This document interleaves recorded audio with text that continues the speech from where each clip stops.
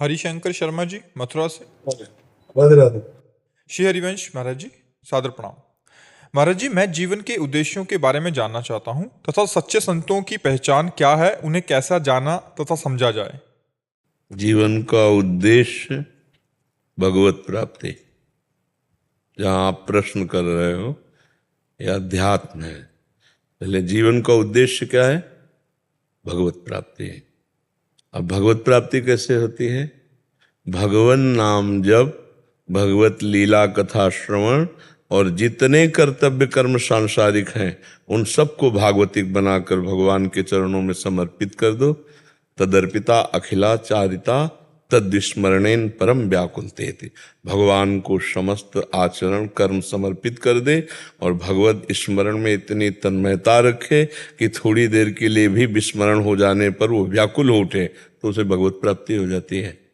जीवन का लक्ष्य भगवत दुर्लभो मानुषो देहो देही नाम क्षण भंगुरा तत्रापि दुर्लभम मन्येत वैकुंठ प्रिय दर्शनम। भगवान के प्यारे जन भक्तजनों का संग भगवान की प्राप्ति का उद्देश्य हृदय में प्रकाशित करता है। इसलिए मनुष्य शरीर बड़ा दुर्लभ है, पर ये क्षण भंगुर है, उसमें भी दुर्लभ है भगवत प्रेमी महात्माओं का संग। यदि महात्माओं का संग मिल गया तो भगवत प्राप्ति का उद्देश्य हमारा दृढ़ हो जाता है।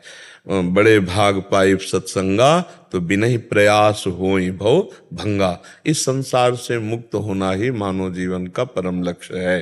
समझ पा रहे हैं? अब रही सिद्ध संतों की बात। महासंगस्तु सुदुर्लभो, देवर्षि नारद जी ने कहा महापुरुषों का संग बड़ा दुर्लभ है। उमा संत समागम शमन लाभ कछुआन, लेकिन अगम्यों निर्वाह कर पाना बड़ा कठिन है, उनको पहचानना बड़ा कठिन है। अब कोई विद्यार्थी टीचर की योग्यता कैसे जान सकता है?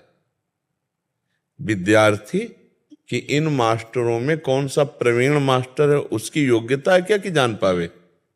कोई प्रिंसिपल टीचर की योग्यता जान सकता है, क्योंकि वो ज्यादा पढ़े लिखे पदवी में है, वो जान सकता है। ऐसे ही भगवान या भगवत प्राप्त महात्मा वो जनाना चाहे तो जान सकते हो, नहीं तो बाहरी कोई लक्षण नहीं, बाहरी लक्षणों से जान ही नहीं सकते। स्वई जानई जेहि देहु जनाई, जानत तुम्हें तुम्हें हुए जाई।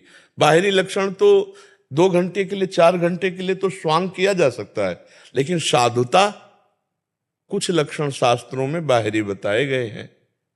पहला है तितिक्षवा, बहुत सहनशील, जो काम वेग को, क्रोध वेग को, अहंकार के वेग को, मद मान मोह सबके वेग को सह जाए।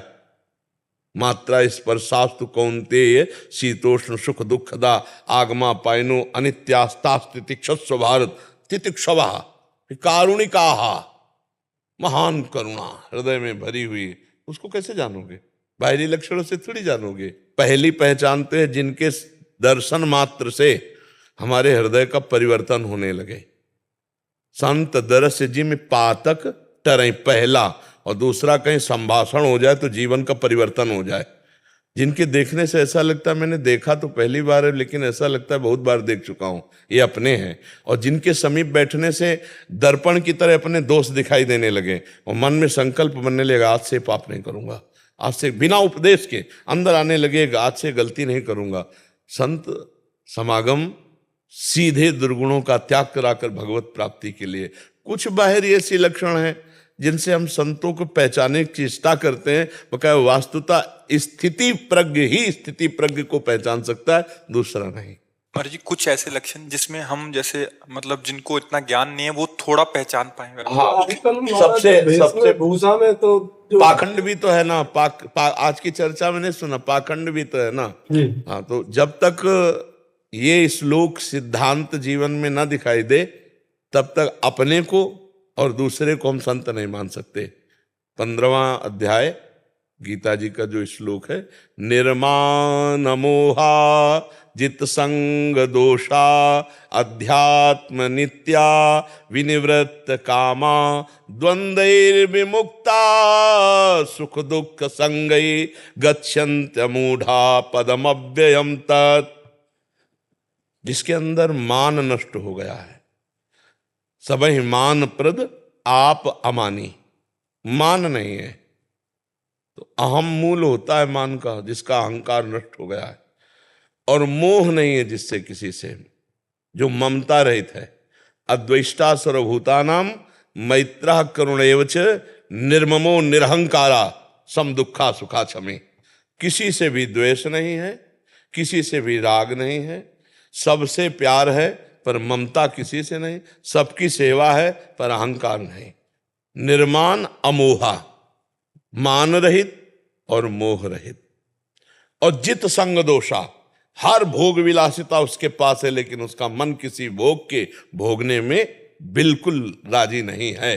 जो संग दोष रहित है, किसी भी तरह के विषय, व्यक्ति, वस्तु, स्थान का प्रभाव उसके ऊपर नहीं पड़ता है, वो संग दोष रहित है क्योंकि वो आत्मस्वरूप में स्थित है। अध्यात्म नित्या आत्मस्वरूप में स्थित है। विनिवृत्त कामा, जिसकी सारी कामनाएं निवृत्त हो चुकी हैं, कोई कामना नहीं। द्वंद्व विमुक्ता, जो मान अपमान, सुख दुख, लाभ हानि, जय पराजय, इन द्वंद्वों से जो विजय प्राप्त कर चुका है, सुख दुख में जिसका समान भाव है, वो परम पद को प्राप्त, भगवत प्राप्त महात्मा है। अगर ये नहीं तो अभी साधक हो सकता है, भगवत मार्ग में चलने का प्रयास कर सकता है, पर वो सिद्ध महापुरुष नहीं है। और ये तो बाहरी बातें हैं, और भगवान जना दे तो जान जाए, नहीं तो महापुरुषों को जानना बड़ा कठिन है। संतों की कुछ ऐसी बाहरी चेष्टाएं भी होती हैं जिनसे आप जान ही नहीं सकते संत हैं।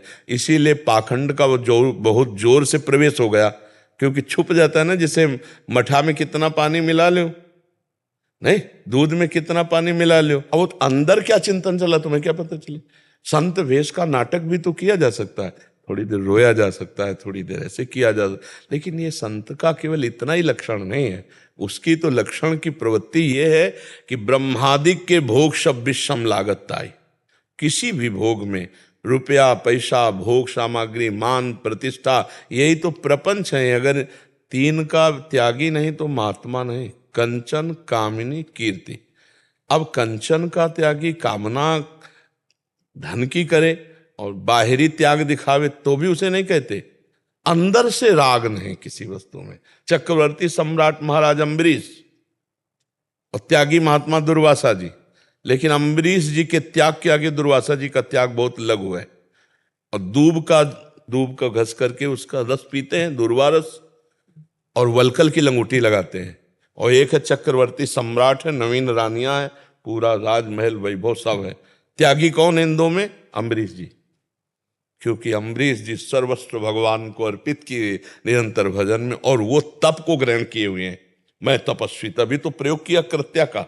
अम्बरीश जी हाथ जोड़े खड़े हैं।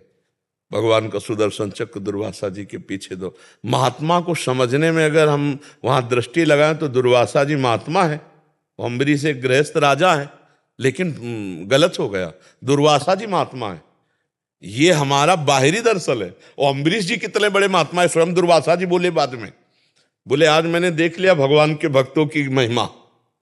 चरणों में गिरे दुर्वासा जी, कहा मैंने देख लिया भगवान के भक्त। और अम्बरीश जी कितने बड़े महात्मा हैं कि उन्होंने कहा अपने जीवन का अगर जो भी साधन भजन हमारे से बना वो सब दुर्वासा जी को प्रदान करते हैं। और हे सुदर्शन चक्र आप शांत, यही संत की महिमा। कैसे जाना जाए? एक चक्रवर्ती सम्राट है और एक विरक्त महात्मा, कैसे जाना जाए कि इनमें से बहुत हो सकता है पैंट शर्ट में महात्मा हो, और हो सकता है महात्मा के वेश में कालनेमी हो।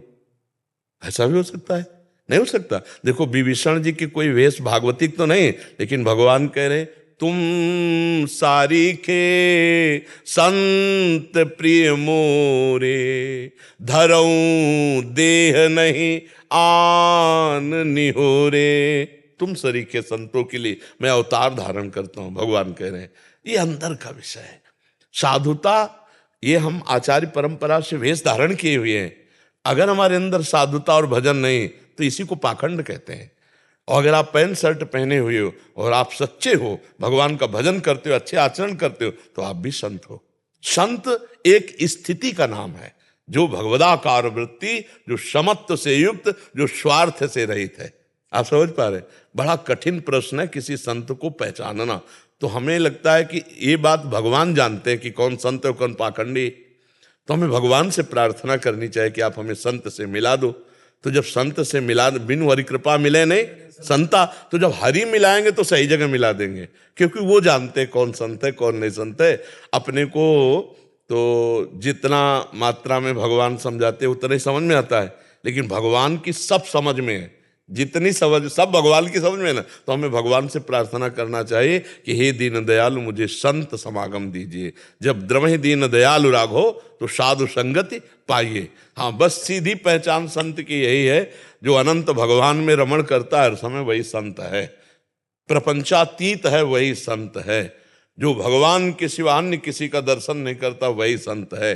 भगवान ने कहा ना, वासुदेव सर्वमित सा महात्मा सुदुर्लभा, जो सब जगह अपने भगवान को जान गया वही महात्मा है। और ऐसा महात्मा मिल जाए तो मतलब भगवत प्राप्ति निश्चित हो जाएगी। अमोघस्य महासंगस्त दुर्लभो अगम्यो पर अमोघस्य, निश्चित भगवत प्राप्ति हो जाएगी। और फिर दूसरी बात, अब बिल्कुल गिर के बात कर रहे हैं, जब हम मिठाई लेने जाते हैं तो हम मिठाई वाले की क्वालिटी नहीं देखते, हम मिठाई की क्वालिटी देखते हैं। मिठाई लिया ये नहीं देखते इसने खाया है कि नहीं खाया, ये नहीं देखते कौन है कौन नहीं है, मिठाई लिया और अपना खाया। ऐसे ही हम संत समागम में जाएं तो जो हमको अच्छी बात मिले वो हम धारण कर लें तो हमारा हृदय ठीक हो जाएगा। अगर हम चेकिंग में लगे तो हमारा हृदय गलत हो जाएगा, लगेगा पता नहीं साधु है कि पाखंडी है, ये क्या है क्या है, तो हम ले नहीं पाएंगे और हमारा कल्याण नहीं हो पाएगा। तो जहां हमें गुरु वचन सुनाई दे, संत वचन सुनाई दे, गुरुवाणी सुनाई दे, शास्त्र सुनाई दे, हमें वो शब्द पकड़ लेना है और अपने परमार्थ को पुष्ट करना है। तो संत मिले ना मिले आप संत बन जाओगे, और आप संत बन जाओगे तो आपकी दृष्टि में कोई असंत दिखाई नहीं देगा, तब संत का दर्शन होगा। स्वयं संत बना हुआ ही संत दर्शन कर सकता है, और अगर स्वयं में संत नहीं तो फिर संत दर्शन नहीं हो सकता। उसको नाटक दिखाई देगा, उसको पाखंड दिखाई देगा, उसको दोष दिखाई देगा। समझ पा रहे आप? चश्मा हमारा जैसा होता है वैसे ही दर्शन होता है। तो हमें चाहिए, हमें संतों की बात सुन लें, शास्त्रों की बात सुन लें और उसे अपने जीवन में उतारें। वो उतारा है कि नहीं वो तो वो जाने, हमें अपना सुधार करना है तो हमें संतों की बात माननी है। क्यों भाई?